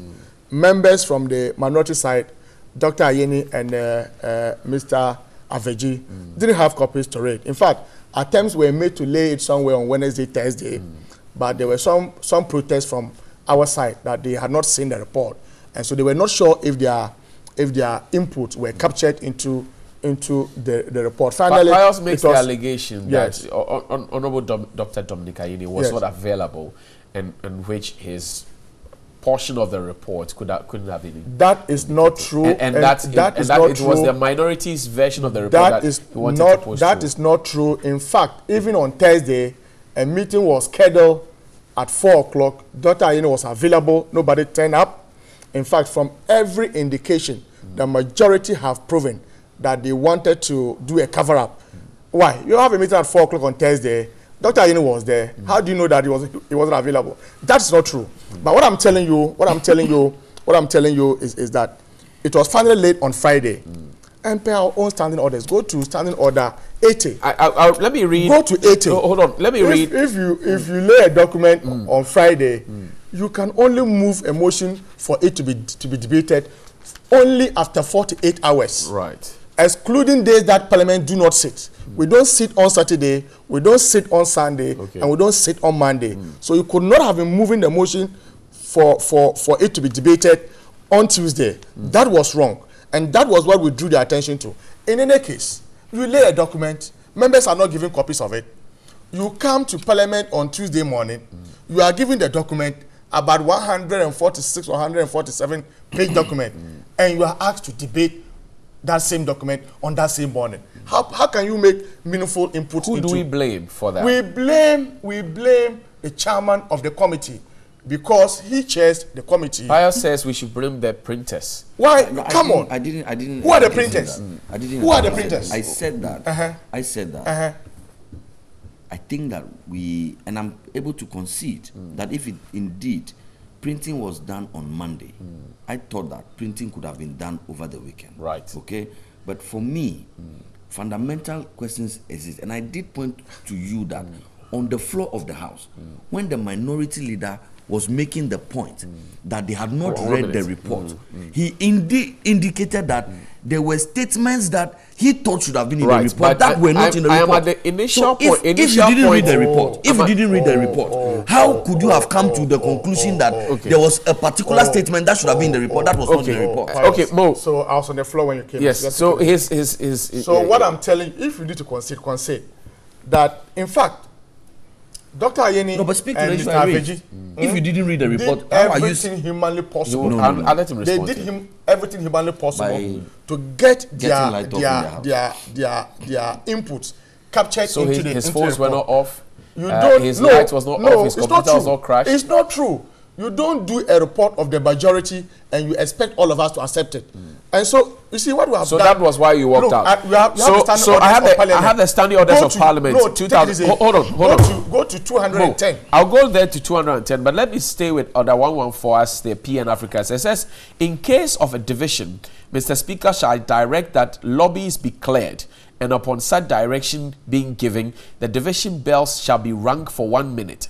After a lapse of 2 minutes from this direction, he shall put the question, and Mr. Speaker shall declare whether in his opinion the ayes or noes have it. If his opinion is against opposed, he shall announce the names of 2 tellers for the ayes and noes, for two for the noes, and shall direct that a division be held. This provision is available for you. So why the walkout? No, this has to do with either with passing or otherwise of a resolution. No, you have it. Go to 80. No, take it easy. Go to 80. No, the man is directing how go to 80. No. Because I read under 80 in the press release go to 80. By the PN Africa. Go to so 80. Let me go. Okay. So it says, except as provided in paragraph 2 of this order, no motion shall be debated until at least 48 hours have elapsed. This period not including days on which the House does not sit, after notice as prescribed in order 78. Okay. Yes. Okay. So you lay a document on Friday, excluding days that Parliament do not sit. Okay. We don't sit on Saturday. We don't sit on Sundays. We don't sit on Mondays. Friday up to Tuesday. Is that 48 hours? Originally it's supposed to have been heard today. Today. Exactly. This arithmetic is funny. Exactly. And now between Friday and Tuesday is actually more than 48 hours. Oh, I mean, it says excluding. It says excluding Friday, Monday, Tuesday. You lay a document on Friday. The standing order says, except as provided in paragraph 2 of this order, paragraph 2. No motion shall be debated until at least 48 hours. Okay, so paragraph 2 says, a motion of which notice is required proposed by a member, or motion to amend a motion of which notice is required, or amendment to a bill may be debated 24 hours after notice has been given. So, provided that when a motion is debated 24 hours after notice has been given, amendments may be proposed to it without notice. So was the notice served? That's a question we should be asking. Was the notice served for 24 hours? Were you in Parliament? You want him to... Were you in Parliament? Mo, were you in Parliament? You were in Parliament. Yes, was the notice served for 24 hours? No, never. Well, never. Pius, allow him to wrap up. Please note your point. I beg you. Now, what I also want to draw the attention of our viewers to is that what the minority did is not unlawful. Go to Standing Order 210(1). Even individual members of a committee can write their own report and insist. Listen, it's the chairman's report. Exactly, and the chairman is required. He's under every compulsion to capture even the report of individual members, let alone a caucus.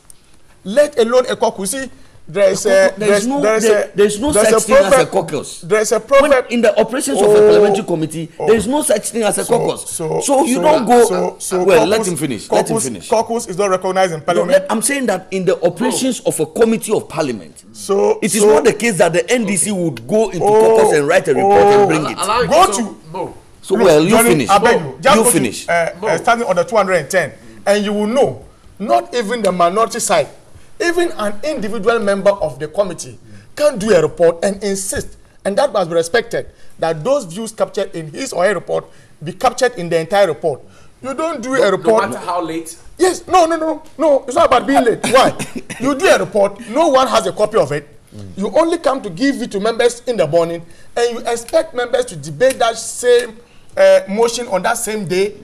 Our standing Pius earlier said. Let me tell you. You see the double standards. But the man came and he's taking all the time. Come on. Even when we raised this issue, we were even told that we were wasting the public purse and that there was no need to summon Parliament. How much did it cost us? How much did it cost us? I have no idea. I don't work with the Finance Office of Parliament. You don't know how, but I refer you to 2014. How much does it cost? I refer you to 2014. Please, let us discuss this matter. 6th of January. Stop this. 6th of January. Can 2014. Can I respond to? And also, I think 1st September 2016. Let me ask you a very final. Let me ask you a very final question. To be investigated. Let me ask you a very final question. So the walkout, we summoned, the minority summoned this meeting. Yes. Called for this committee. The committee is sat. Now the report has been laid. The minority has issues, and then it walks out. The report has been approved by the majority. Was it a waste of time? Was it a wild goose chase? No, but the Ghanaian public knows for sure that we still stand by our conviction that there were issues of unethical conduct, there were issues of extortion, and that there was some violations of some laws in this country, the Public Financial Act, the Financial Administration Regulation, all these laws were breached. We have communicated our position to the public. You see, did the committee do a good job? Did the committee do a good job? If we cannot have our way, at least we have our say. Did the committee do a good job? Well, the committee did a good job in respect of hearing. Okay. But in respect of the preparation of the report and submitting same to plenary, I think it is skewed. It only reflects the position of the majority. Let Pius have his back. You have a final thing. We've got nothing to do. Johnny. We've got nothing to do. Johnny. With the report that was right of made. reply, Johnny. briefly. Johnny, just quick ones, quickly. Yes. My brother is saying that there was a meeting that was supposed to be held on Thursday. Right. And Mr. Eni was there. I heard Mr. Eni himself say this. Let him understand that. Dr. Eni. Dr. Eni. Let him understand that. It was not on Thursday that the report was supposed to have been written. There were several other meetings to write the report. Mr. Yeni, Dr. Yeni and his colleague, the NDC member, were absent. These are facts available to you. These are facts available to you. These are facts. From where? Source? From where? From members of the committee. The committee said it yesterday. The chairman said it. You see, and Dr. Yeni himself. Dr. Yeni himself. Hold on. And Dr. Yeni, you have your right to Dr. Yeni himself. Please, I took notes. And Dr. Yeni himself has confirmed this. He, for instance, says that he was in a meeting and an architect friend came and he had to leave the meeting. Okay? Subsequent to that, his phone went off and that his computer crashed and that he had light off in his house. He himself has not contested this matter. I'm saying yes, and he was here yesterday. He didn't contest it. Okay? Now so let's quickly. The report was also supposed to be written on Thursday. On Thursday. Okay. The report was written long ago. Okay. I'm saying that the NDC called for this. Is he aware that when the report was being written? When you say we called for it, hold on, that please, one is in the public domain. Please note. You didn't heckle me when I was speaking. You didn't. I didn't. Please note. You didn't heckle when I was speaking. Gentlemen, if we can't have a discussion, then we'll wrap up the conversation. I didn't. Just then we'll wrap up the conversation. What you don't want to be done, you don't do to others. So then we're wrapping up. Then, if we can have again, finally, go ahead. The report that is in question was signed by the chairman and the clerk.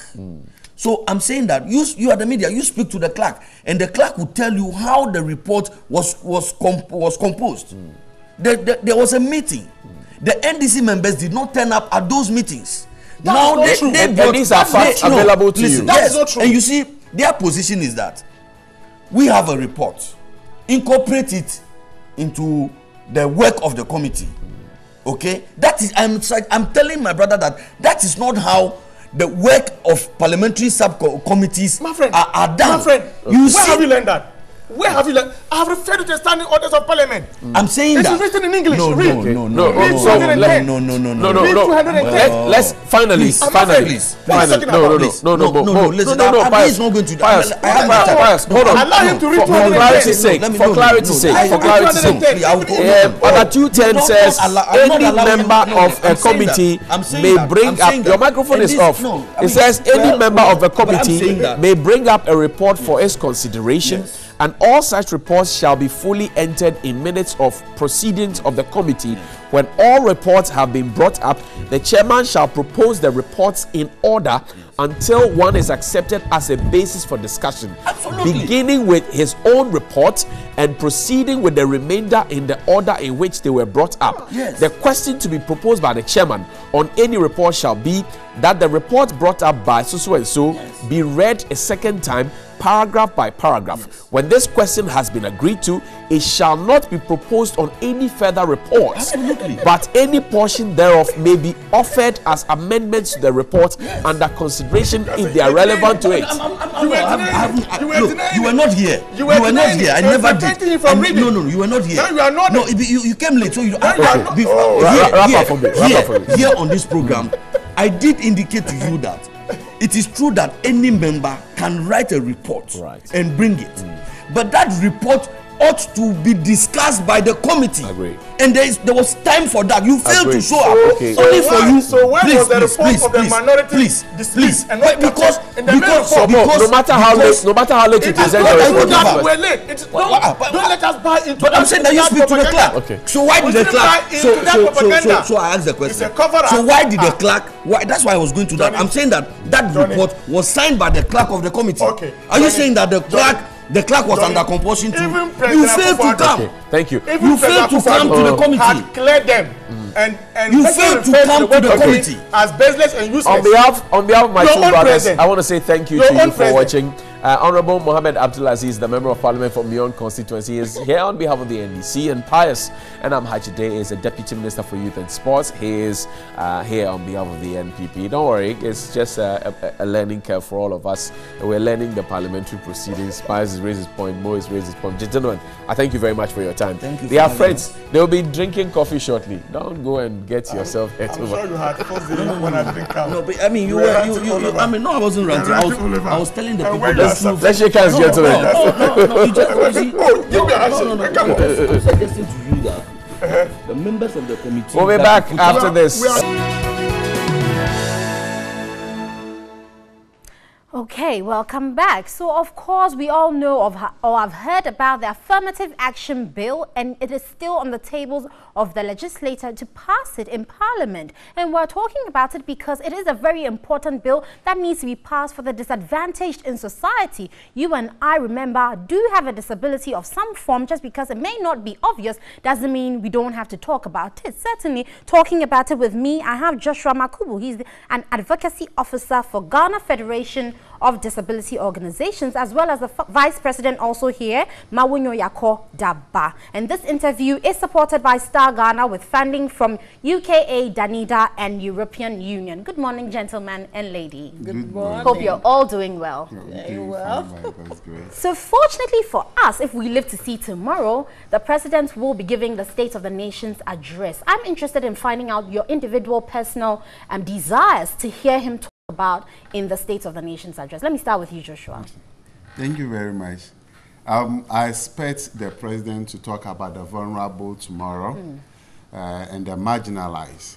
And as a result, I expect the President to talk about the affirmative action bill when it will be passed into an act.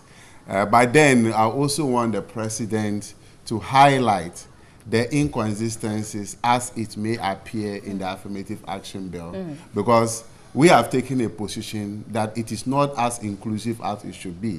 If you look at what they call the Constitutional Review Committee, the white paper they presented to the President, the report they presented to the President, the white paper that was issued on that, it stated clearly that there should be an affirmative action bill that will cover vulnerable people. They didn't say an affirmative action bill that will cover only women. And the question I've always asked is, when it comes to vulnerability, we agree that women are vulnerable.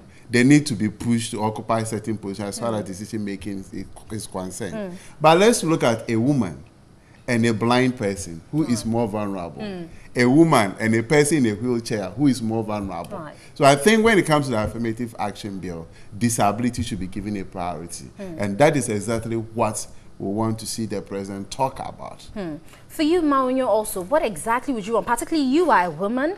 You stand to be in a position where people would recognize you as having a form of disability. You also have issues just in general of governance as a woman. Tell me about that. Wow, thank you. And in these matters, there's a tendency for one to be, lofty and rosy. But we need to look at the economic circumstances of our country as a developing country. Right. So I am expecting that, our Honorable, His Excellency President Akufo-Addo will give us more modest specifics that we can hold him accountable to. In this regard, I expect that, for instance, if there have been some employment into the public service, we want to see, how many persons with disabilities have had the opportunity. And as a woman and with disability, it means that you have suffered twice the challenges. Yeah. So I think there should be a focus on women with disabilities, given the opportunity. And as Joshua rightly said, we want the affirmative action is to address gender equality and non-discrimination. And as it stands now, we are being told that, oh, people with disabilities, you have a disability act. Unfortunately, the act is not even congruent with the UNCRPD. And the UNCRPD that government has rectified, clearly, the committee clearly states that disability should be mainstreamed in all policies. So regardless of our disability act, there need to be an inclusive affirmative action to address the issues of persons with disabilities, and that includes women with disabilities.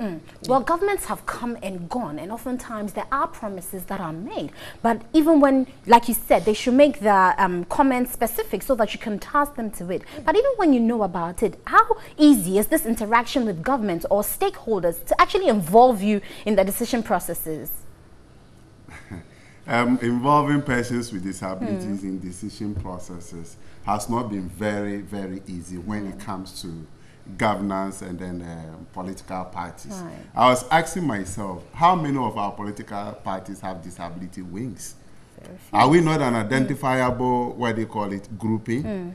Are they underestimating our numbers? Even if it is one person, the Bible told us that Jesus said, you would tie the 99 sheep and go and look for the one lost sheep. So long as we are being discriminated against, I think more attention, much attention should be given to issues on disability. But that has not been very easy because, as she is saying, we presented a proposal to the Gender Ministry for the amendment of the Persons with Disability Act to make it compliant with the United Nations Convention on the Right of Persons with Disability. My sister, I can tell you, since last year when we presented it somewhere in June, up to now, there has not been any discussion around it. You hear today we are going to have this discussion, tomorrow we are going to have this discussion, but practically nothing has been done about it. The affirmative action bill, we sent what they call the concerns to the minister.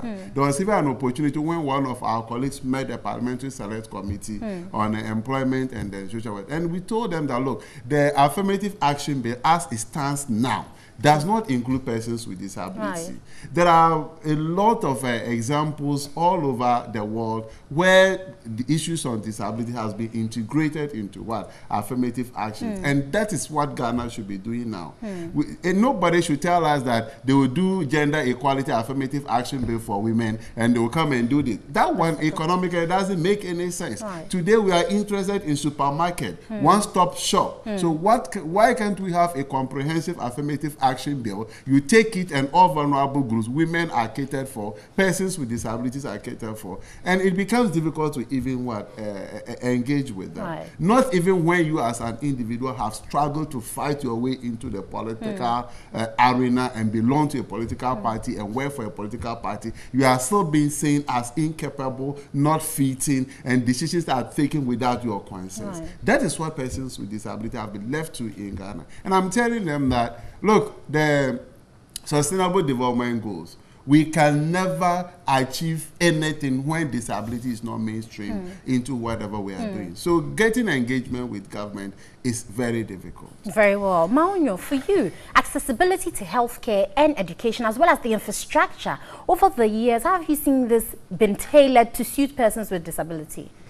In fact, at 715 of 2006 clearly states that public buildings should be made accessible to persons with disabilities. And we had a 10-year moratorium that had elapsed. I mean, over a year plus. And seriously, most of our government, facilities are not accessible to persons with disabilities. When you go to the hospitals, I mean, people, deaf people are not able to access healthcare because there's no sign language interpreter. Of course, there is some work being done where our practitioners are being, like in tech, for instance, they are running a program to make sure that before they come out of school, they are able to learn the sign language.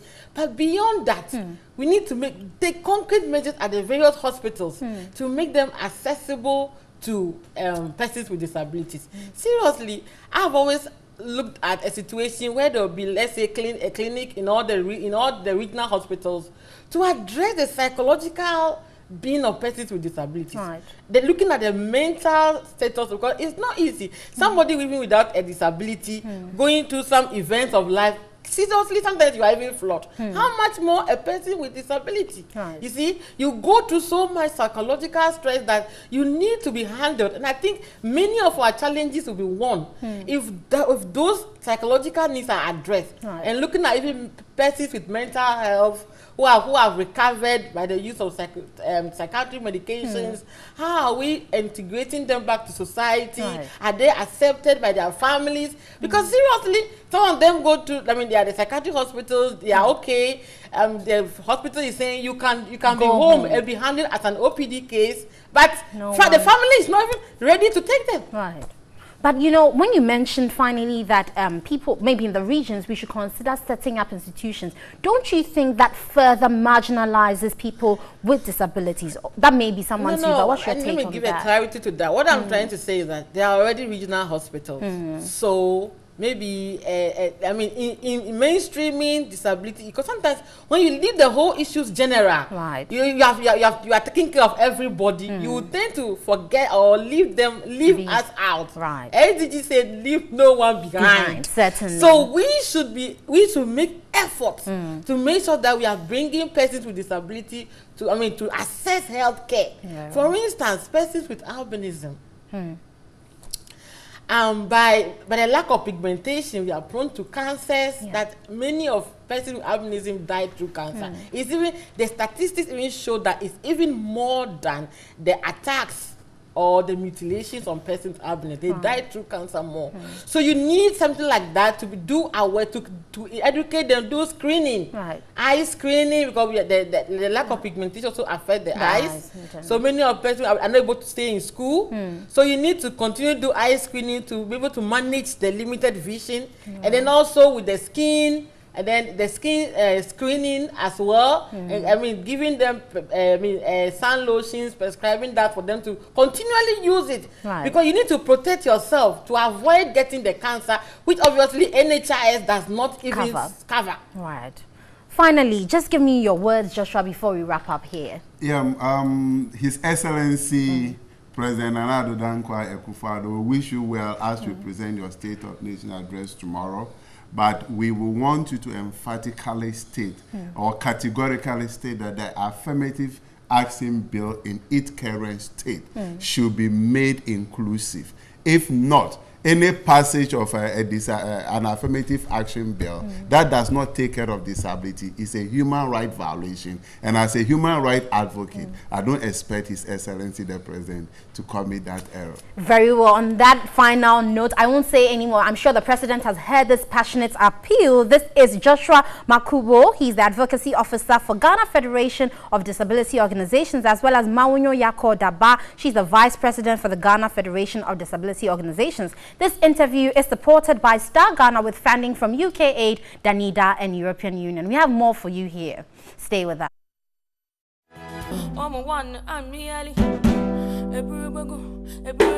Baby, baby, father go. All the boys sit down below. They want some go to she come to pure, waka waka baby. Of Asiedu Ketekes, I flew Bobolibo and Rekpete out there. It's a sweet one there by good music, right? It's always great to go back to the original. Yeah. The tunes are solid. I mean, I love this song any day, any time.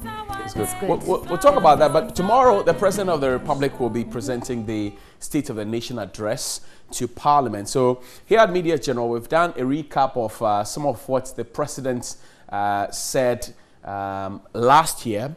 Let's start from the environment. It says the other areas of lives in which we can and should start making a change in the care of our environment, the danger of destroying our blessed country. I'm sure that's what gave rise to the fight against galamsey.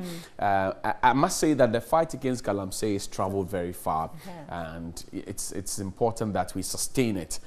Today, that says I will put in place policies that will deliver sustainable growth and cut corruption, national development. Well, of course, once we cut the wasted on the environment, we can make progress in that direction. But in terms of national development, though, what have you seen? I've seen talk, but not much action. That is what basically I see. Because when you talk about national development, it should be engaging enough for citizenry to feel partakers of what is going on in the nation. But oftentimes it's thrown back and forth in Parliament. It ends there. You don't really see that engagement or interaction between the actual citizenry, the stakeholders, and then the Parliament. So I think there's a disconnect there. Until we get to that point, we may not really see true reflection of what a national development is. I am also looking at the national development plan. We were told about the 10-year and the 40-year plan. I don't know if we've been able to conclude, because the last information we have is that they're putting their thoughts together. And you know that the committee that put it together, Dr. Nimoy Thompson's committee, all resigned at the same time. So we need a new one to look at it. But the president said last year that we'll set up upon the path to build a Ghana that is not dependent on charity, a Ghana that is able to look after its people through intelligent management of resources with which it has been endowed. Ghana Beyond Aid, that was the mantra that was put up there. Ghana Beyond Aid, we're still going forward. Is it grants? What do we call it? Yes. Or leverage? Or whatever we choose to call English, it's always been semantics, but whatever you put to it, we're still going for aid. And the truth as it stands, the only time when we actually saw the president speak on it so, concretely was when he spoke to French President Macron, because that got him some traction, where he says, well, we have the resources within to be able to achieve whatever we decide to. But on the ground, that's not what is happening. We're still taking aids from people coming to help us build all manner and sorts of things. And we keep going back to them with our palm in our hands, literally begging them to help us. But maybe that is a desire, but whether it's become a reality is still an issue. See, one thing that the president said, I think at the May Day also, he repeated that, let's show that we acknowledge that change has indeed come by being punctual to functions. I intend to set a personal example. I've been at 2 programs, in fact, MC's 2 programs where the president has been very punctual. 8 means 8, 7 means 7 for him, and he appears then. Sometimes even his deputy ministers and his ministers or government appointees are late. But this what happened on the 31st of January in the UK, where the British Minister of State, Mr. Michael Bates, he got late for several minutes to the House of Lords. When he got there, the question that he was supposed to answer before the Lords had already been answered. And he tendered in his resignation at that particular point.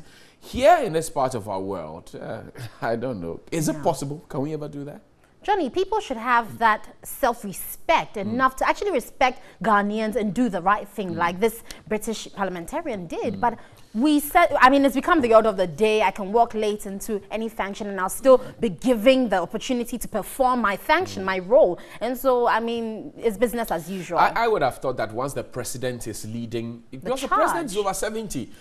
There were questions about he being too old. And I remember at the meeting, the FPP's meeting in the Central Region, he tapped his wife and says, look, I'm not as old as you think. Yeah, and everyone started laughing there. So if the president is leading the charge, usually we'll for the president, but he is not late, so why should he be late? That's disrespect. But anyway, guys, that's how Ghana runs. That is your birthday today. Happy birthday to you, and a belated one to you, Mr. Rexom, our boss at Gamro. Yesterday was your birthday. She has the same birthday with Bob Marley, actually. Oh. Yes, so happy birthday to him. And we'll see you tomorrow. Tomorrow is Thursday. We'll be showing you some old adverts if you... And we'll certainly be in Parliament for the State of the Nation. But we understand that Labour is out there agitating for fuel price reduction and stability of same. We'll bring you that report here on NewDay. Stay with us. Midday. Even though we are not there, our spirit is with them. They should fight for fuel reductions for all of us. They should walk. They should walk, yes. It's good. It's healthy. We'll see you same time tomorrow. Stay blessed. Bye. It's good.